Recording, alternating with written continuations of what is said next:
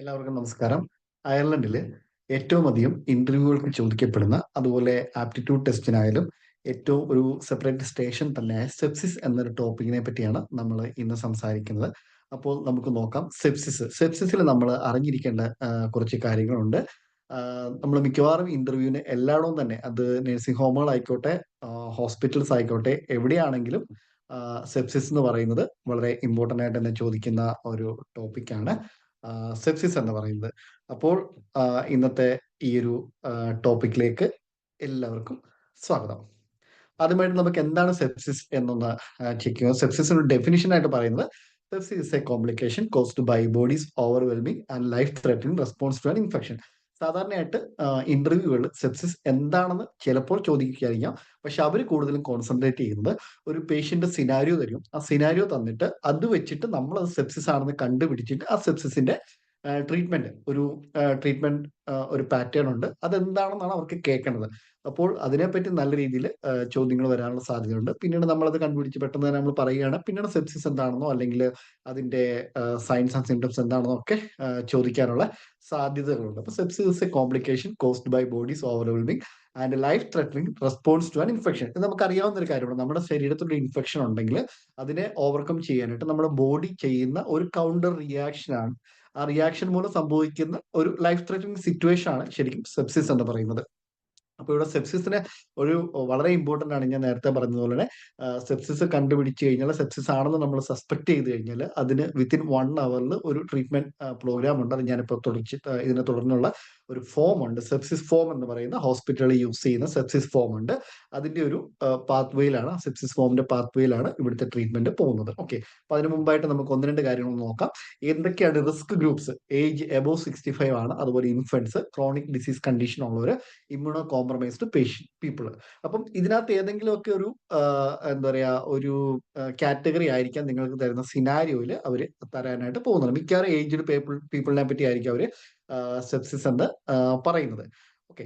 അപ്പോൾ സെപ്സിസിന്റെ ഒരു signs and symptoms നമുക്ക് ഇവിടുത്തെ ഒരു ഇതിൽ നോക്കുകയാണെങ്കിൽ, സെപ്സിസിന്റെ ആ ഒരു SEPSIS തന്നെ കാറ്റഗറൈസ് ചെയ്ത്, know the symptoms save life എന്ന് പറയുന്ന ഈ ഒരു പോസ്റ്റർ ഇവിടെ വളരെ അധികം പ്രചാരത്തിലുള്ള, അല്ലെങ്കിൽ എല്ലാ ആളുകളിലേക്കും മനസ്സിലാക്കി എടുക്കാൻ വേണ്ടി ചെയ്തിരിക്കുന്ന ഒരു പോസ്റ്ററാണ് സെപ്സിസ് എന്ന് പറയുന്നത്. അതിനകത്ത് എസ് എന്ന് പറഞ്ഞാൽ സ്ലേഡ് സ്പീച്ച് ഓർ കൺഫ്യൂഷൻ. അപ്പൊ നമുക്ക് ഇതിനകത്തുള്ള ഇതനുസരിച്ച് തന്നെ നമുക്ക് പറയാനായിട്ട് സാധിക്കും. അത് നിങ്ങളുടെ ആപ്റ്റിറ്റ്യൂഡ് എക്സാമിലായാലും ശരി, പ്രാക്ടിക്കൽ ആയാലും ശരി, നമുക്ക് ഇതുപോലെ തന്നെ പറയാനായിട്ട് സാധിക്കും. എസ് എന്ന് പറയുന്നത് stands for slurred speech or confusion. അതുപോലെ extreme shivering, muscle pain, fever, passing no urine, അതുപോലെ severe breathlessness, it feels like you are going to die, അതുപോലെ skin mottled or discoloured. Okay. ഇതൊക്കെയാണ് അപ്പൊ സെപ്സിസിന്റെ ഒരു സൈൻസ് ആൻഡ് സിംറ്റംസ് ചോദിക്കുകയാണെങ്കിൽ നമുക്ക് പറയാനായിട്ട് സാധിക്കുന്നത്. റൈറ്റ് സൈഡിൽ കാണുന്നത് നമ്മുടെ സെപ്സിസിൽ കുഞ്ഞുങ്ങളിൽ വരുവാണെങ്കിൽ നമുക്കറിയാവുന്ന പോലെ വെരി ഫാസ്റ്റ് ബ്രീത്തിങ് ആയിരിക്കാം, അതുപോലെ ഫിറ്റ്സ് അല്ലെങ്കിൽ കൺവൾഷൻസ് ഒക്കെ ഉണ്ടാകാനുള്ള സാധ്യതയുണ്ട്. പിന്നെ സ്കിൻ ലുക്സ് മോട്ടിൽഡ്, ബ്ലൂയിഷ് അല്ലെങ്കിൽ പെയിലായിട്ട് കാണാൻ സാധിക്കും. അത് ചില കുട്ടികളാണെങ്കിൽ റാഷസ് ഉണ്ടാകും. അപ്പൊ ഇതൊക്കെയാണ് കുഞ്ഞുങ്ങളിൽ വരുന്ന ഇതിന്റെ സിംറ്റംസ് എന്ന് പറയുന്നത്. അതുപോലെ ഇൻഫൻസിലാണെങ്കിൽ നമുക്കറിയാവുന്ന പോലെ നോട്ട് ഫീഡിങ് ആയിരിക്കും, വോമിറ്റിംഗ് റിപ്പീറ്റ്ലി ആയിരിക്കും. അതുപോലെ നമ്മൾ നാപ്പി ചേഞ്ച് ചെയ്യാൻ ശ്രമിച്ചാലും പക്ഷെ അത് ഡ്രൈ ആയിരിക്കും. അങ്ങനെയുള്ള കാര്യങ്ങളൊക്കെയാണ് കുഞ്ഞുങ്ങളുണ്ടാകുന്നത്. പിന്നെ മറ്റൊരു കാര്യം നമുക്കറിയേണ്ടത് സെപ്റ്റിക് ഷോക്ക് ആണ്. സയൻസ് ഓഫ് സെപ്റ്റിക് ഷോക്ക് എന്ന് പറഞ്ഞാൽ വെരി ലോ BP ആയിരിക്കും, ലൈറ്റ് ഹെഡഡ്നെസ് ആയിരിക്കും, അതുപോലെ യൂറിൻ ഔട്ട്പുട്ട് നിൽ അല്ലെങ്കിൽ ഏറ്റവും minimal urine output below 100 ml per day ആയിരിക്കാം. അതുപോലെ palpitations, cool and pale limbs, skin rash, ഇതൊക്കെ സെപ്റ്റിക് ഷോക്ക് ആയിട്ട് വരും. മാനേജ്മെന്റ് ഞാൻ തൊട്ട് താഴെ അതിന്റെ ഒരു ഫോം വെച്ചിട്ട് തന്നെ എക്സ്പ്ലെയിൻ ചെയ്യാം. ഓക്കെ. അപ്പം സെപ്സിസിന്റെ ഫോം ഈ കാണുന്നതാണ്. ഇവിടുത്തെ സെപ്സിസിന്റെ ഫോം എന്ന് പറയുന്നത് വളരെ ഇമ്പോർട്ടന്റ് ആയിട്ടുള്ള ഒരു ടോപ്പിക്കാണ്.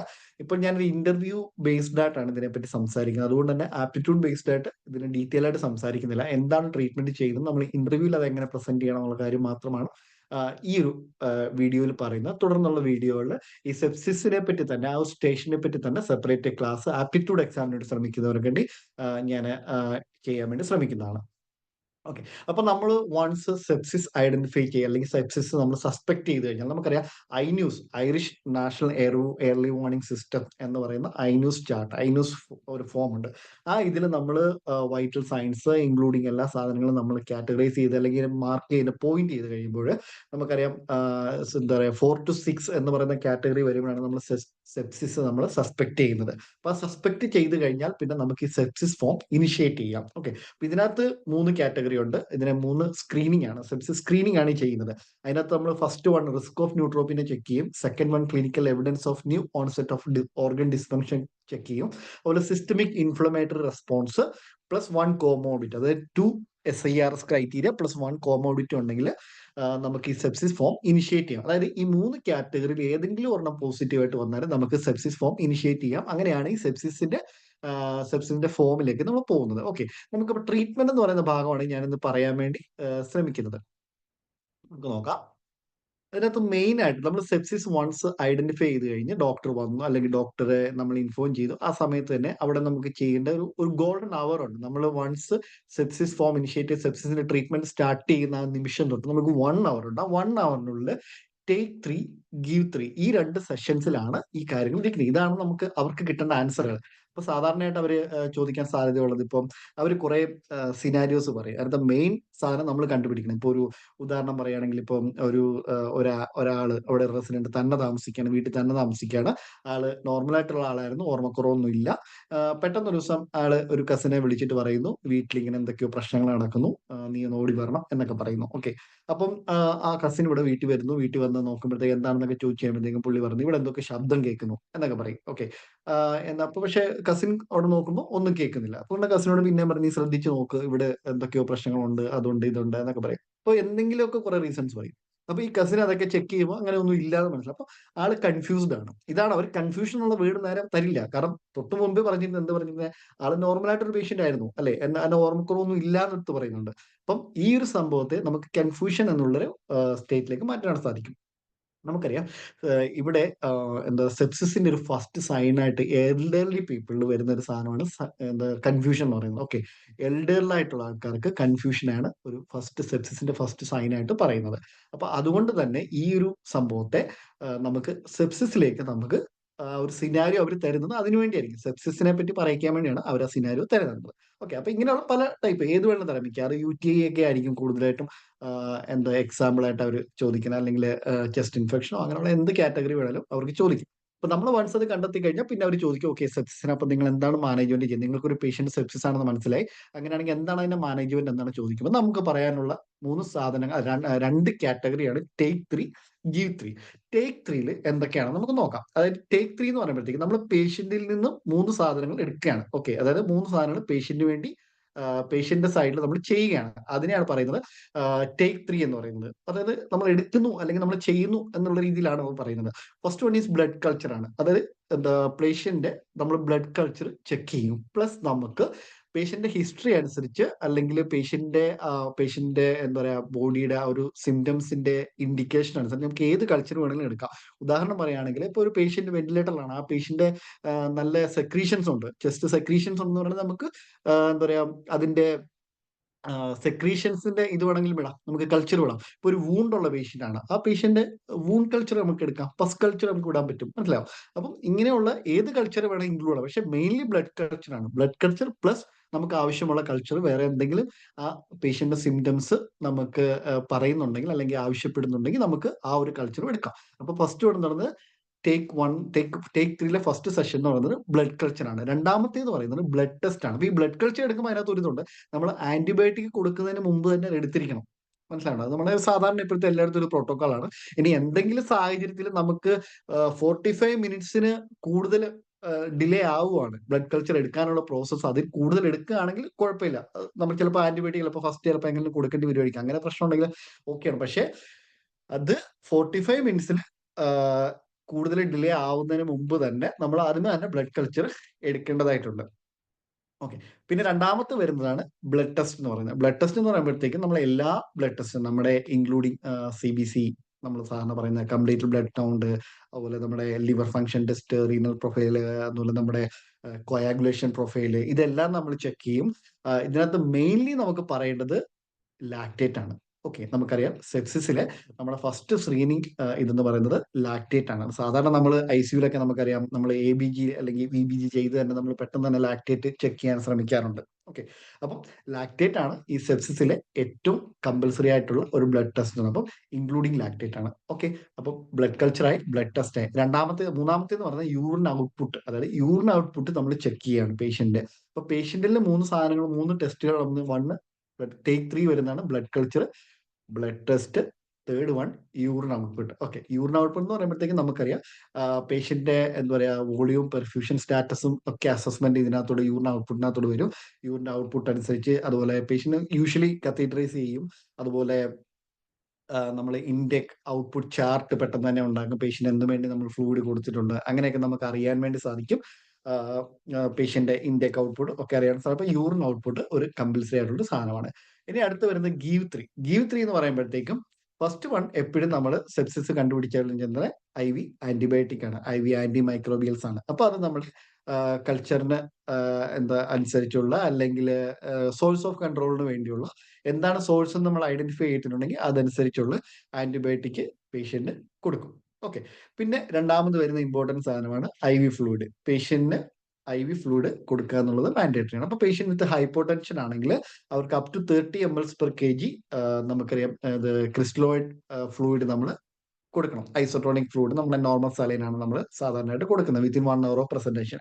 അതുപോലെ പേഷ്യന്റ് എന്താ പറയുക ഫ്ലൂയിഡിൽ അൺറെസ്പോൺസീവ് ആണെങ്കിൽ നമ്മൾ വാസോപ്രസേഴ്സ് സ്റ്റാർട്ട് ചെയ്യും. അപ്പം നമ്മൾ നേരത്തെ പറഞ്ഞ പോലെ വാസോപ്രസേഴ്സ് പേഷ്യന്റിന് പോകുന്നുണ്ടെങ്കിൽ അതിനെ നമ്മൾ സെപ്റ്റിക് ഷോക്ക് ആയിട്ട് നടത്തുന്നത്, ഓൾറെഡി BP ഫോളോ ആവുന്നുണ്ട്. പിന്നെ ഹൈപ്പോ പെർഫ്യൂഷൻ ഉള്ള പേഷ്യന്റ് ആണെങ്കിൽ അവർക്ക് ഫ്ലൂയിഡ് അവരുടെ റീസ്റ്റോർ ചെയ്യാൻ വേണ്ടി നമ്മൾ ബോളസ് ആൻഡ് റിവ്യൂ ടെക്നിക് എന്ന് പറയുന്ന ഒരു കാറ്റഗറിയിലാണ് നമ്മൾ ചെയ്യുന്നത്. അത് 500 ml ഫ്ലൂയിഡ്, 500 ml ബോളസ് നമ്മൾ വിത്തിൻ 15 മിനിറ്റ്സിൽ നമ്മൾ പേഷ്യന്റിൽ കൊടുക്കും. ഓക്കെ, അതേസമയം തന്നെ നമ്മൾ നമ്മുടെ ഔട്ട്പുട്ടും ചെക്ക് ചെയ്യുന്നുണ്ട്, പേഷ്യന്റ് ഔട്ട്പുട്ട് മെയിൻറ്റെയിനിലേക്ക് ആവുന്നുണ്ടോ ഇല്ലയോ എന്നുള്ളത്.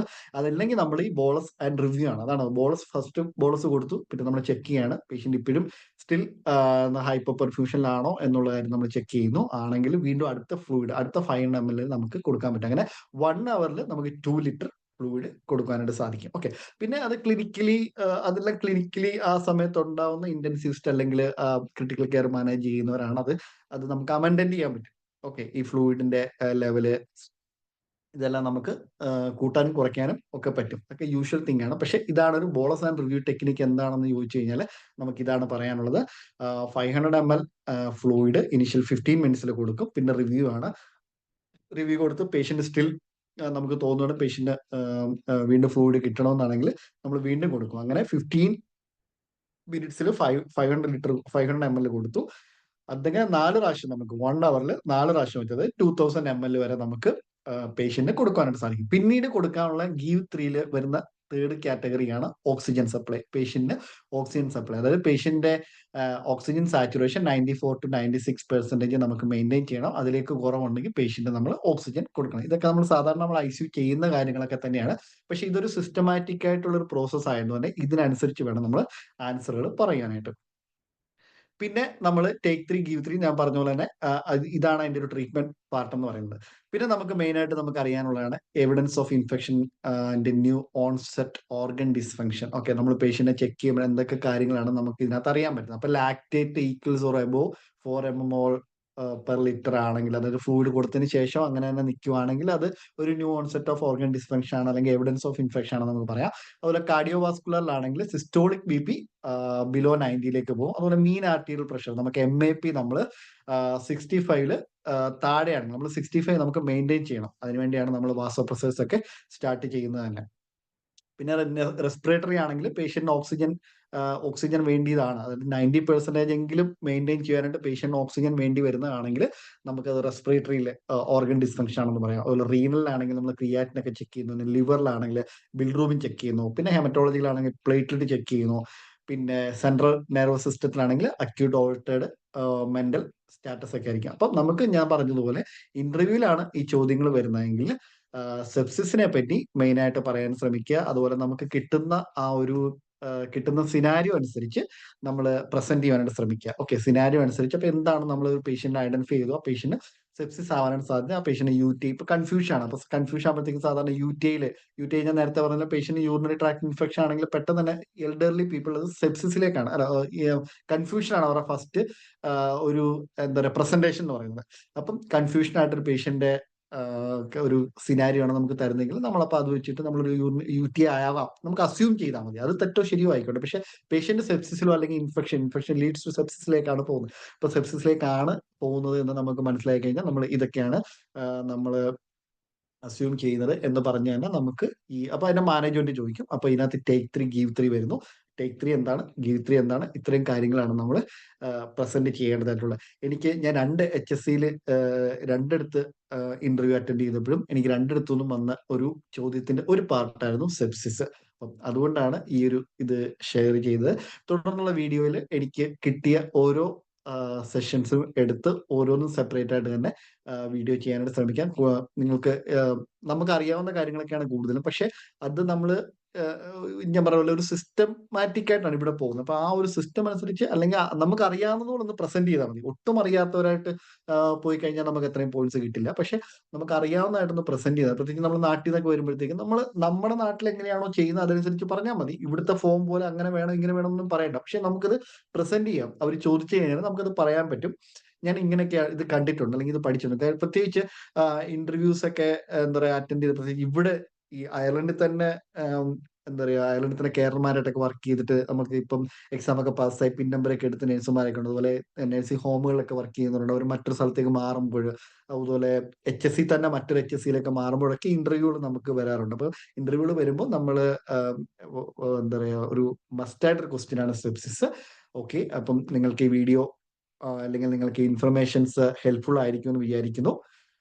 കൂടുതൽ വീഡിയോ ആയിട്ട് നമുക്ക് അടുത്തൊരു വീഡിയോയിൽ കാണാം. എല്ലാവർക്കും നന്ദി, നമസ്കാരം.